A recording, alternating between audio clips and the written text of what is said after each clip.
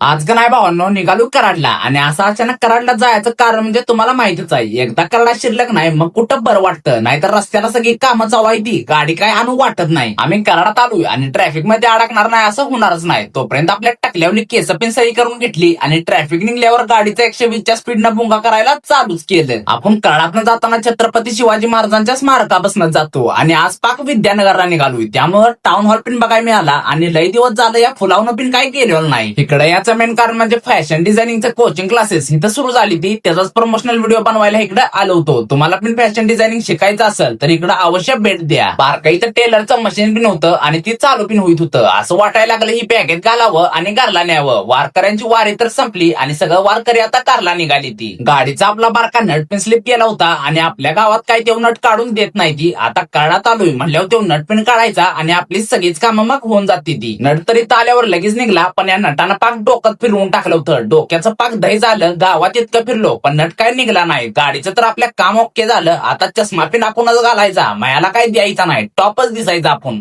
मैं बाबा टिल्लू, टिल्लू नाम मेरा बाबा टिल्लू. घरातनं जरी जेवून करण्यात आलं, भूकही लागतीच. मग वडापाव सांगायचं आणि तिची इट्टी करायला चालूच करायचं. त्यांचा तर पाक दुआ करून टाकला आणि तुम्ही पण आता हेतूवर आलायचा तर शेवटपर्यंत कायम चला, म्हणजेच की फॉलो करून घ्या.